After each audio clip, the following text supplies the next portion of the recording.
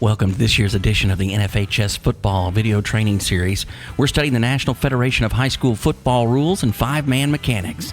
This is our video training collection, sponsored by the Arkansas Association of High School Officials, the AAHSO, helping good officials get better. Our technical advisor for the rules is George Demetrio. Greg Downham is our line of scrimmage technical advisor. Senior technical advisor is Dax Hill. This video is produced by Matt Bivens. Executive producer is Walt Coleman. I'm your host, Todd Allen. We start week 3 off with this formation. Before we get too deep into it, let's talk about who is eligible and who's covering who. As we see, the running back has emptied the set now. We have a 5-receiver set on the field. The head linesman's at the top of the screen. You can see the line judge here at the bottom standing in the white. Can't see the head linesman, but we've got 3 receivers over here, 1, 2, and 3. And on the line judge's side of the field, we got 4 and 5. So those are our eligibles. Now, on the head linesman side of the field, you can see the back judge right underneath the goalpost. He is going to take these inside receivers that are kind of bunched up, and we're going to let them declare. But 1 and 2, he's going to initially take at the snap. The head linesman will take 3. And what they're going to do, boy, my antenna would be up when I see this formation so tight into the goal line here, anytime these receivers get together like this. Because what I'm expecting to see is an OPI, a pick play, if you will. And we watch as this play starts. The second receiver just follows the first receiver right along the route. There's not a rub, no contact here in this initial phase, but then this defender ends up out of position. The ball comes right here into the second receiver, and the defender ends up playing through the back, and we get a flag from the back judge. And the question we had on this call, was this a bang-bang play? And I think when we look at this, and I'm going to give you this end zone shot too, and I think you get a better look at exactly what happens from this angle. You can see this is not a bang-bang play. There is clearly early contact. If we watch it in real time, we can really tell this does not fall into the category of bang-bang. What do I mean by bang-bang? Bang-bang means the defender and the ball arrive so closely together. If we go through this frame by frame on a bang-bang play, we can tell which one gets there first. But when you look at it full speed, it's almost impossible to tell. And so when you try to throw a flag on a bang-bang play, you're guessing. And sometimes you get it right, sometimes you get it wrong. But that's not the consistency we're looking for. And so when we have a bang-bang play, and we talk about it with the coaches, that's the verbiage that we use, bang-bang. And the coaches understand that it's so tight we can't be consistent. But this one doesn't meet the definition of bang-bang. This is clearly early contact, and he's playing through the back because he's in a bad position. He doesn't reach around and make contact with the ball. He drapes over the receiver here, and the back judge does rule on this as defensive pass interference, and this is a correct call. The back judge is standing still, and he is in perfect position to rule on the action in this play, and I do like this call. And so we just had a conversation with the coach, and that's exactly what we say. We are supporting defensive pass interference. The correct category for this is playing through the back. And we're going to talk more in depth about the categories of offensive pass interference and defensive pass interference in a special segment in next week's video, and that will be with SEC back judge Dax Hill. I'm excited about this, and I think it's going to be, we tried to do it last year and couldn't put it together, but we will have it next week, at least the defensive pass interference portion of this video. And in the following week, we're going to cover offensive pass interference by each category, and we're going to look at some specific plays that Dax has for us from the Southeast Conference. Here's a great couple of plays to study intentional grounding in the new rule. And what I like to say is there is an exception now. It's legal for the passer to intentionally throw an incomplete pass, provided he's been outside the lateral limits of the free blocking zone and the ball reaches the neutral zone extended.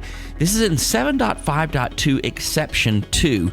And we're also going to study some of the mechanics of this play and how this should look on the field to officiate this play properly. And again, you're going to see one that is a foul and one that's not a foul, and neither one of these are called by this crew.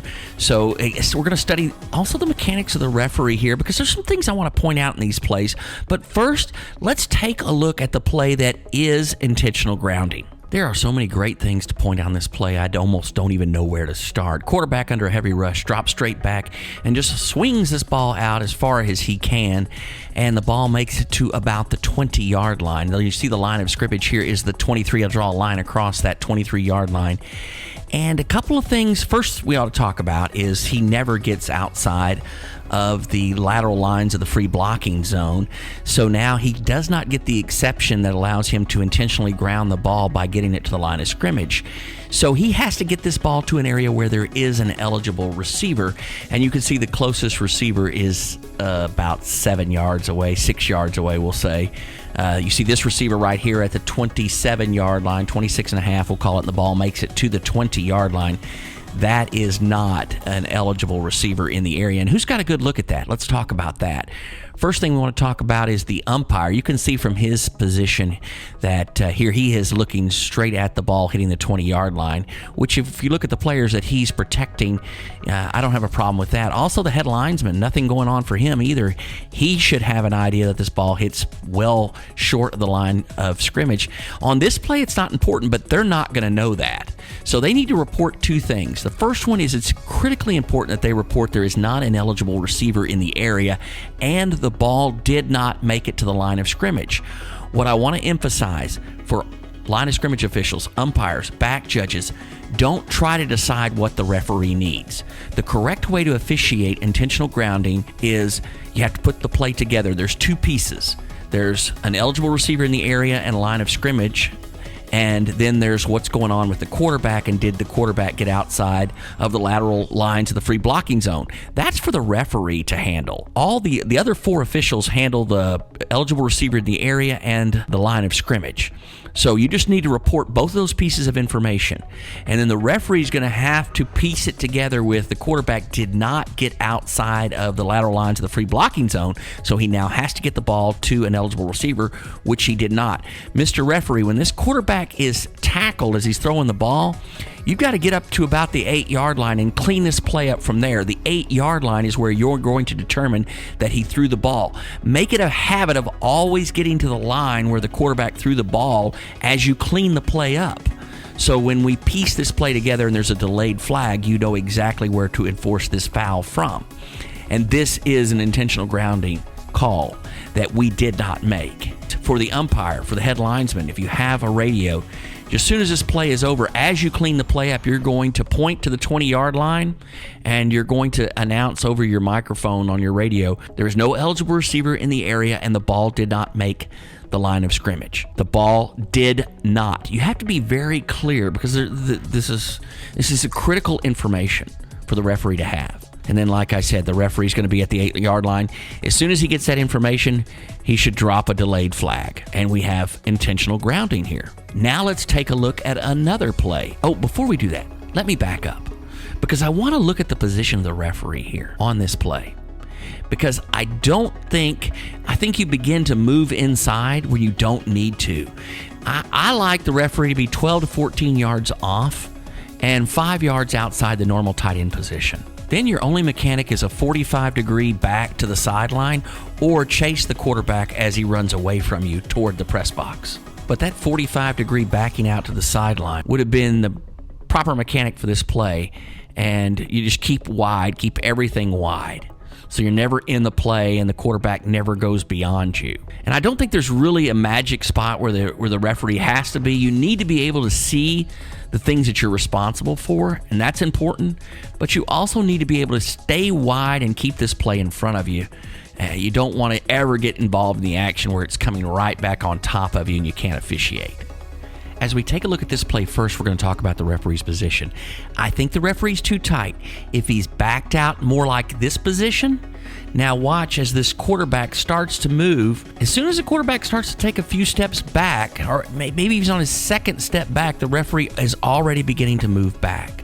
So your opportunities to stand still have been diminished. And then if you take this 45-degree out toward the sideline, you get a chance to get wider here as this quarterback scrambles to the side, and you've got a chance to be wide enough that you can start to get still as this quarterback is taken to the ground, because this is very, very tight. And a great job here by our crew not calling this quarterback down, because in super slow motion, it does look like the ball gets out before you see any compression on the legs or the knees that the quarterback is down. But this is very, very tight. But you see, he does get the ball beyond the line of scrimmage here. So this is an excellent comparison to our previous play where the quarterback did not get outside. This quarterback's obviously outside the free blocking zone, and the ball does make it beyond the line of scrimmage here, or as the rule requires, to the neutral zone extended.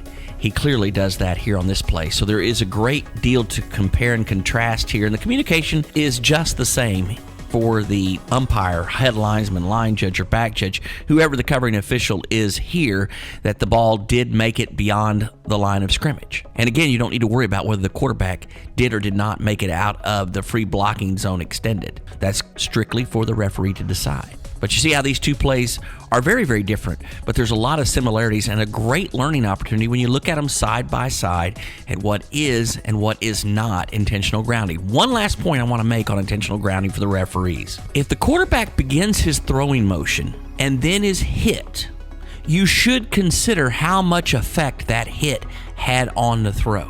That's a fair way of looking at this. He starts his throwing motion and then he's hit. Now, on these plays, both times, this quarterback already had a defender on him and then started his throwing motion. We are not going to consider the action of the defender in these plays, because he was already on the quarterback when the quarterback started his throwing motion. Now the quarterback has got to get in the first play the ball to an area where there is an eligible receiver, and in the second play, he's got to get the ball to the neutral zone extended. It all depends on when the defenders hit the quarterback. If the quarterback starts his throwing motion and then gets hit, consider it. If he gets hit and then starts his throwing motion, you do not consider it. It's all on the quarterback to make the play. Great play to study here on intentional grounding.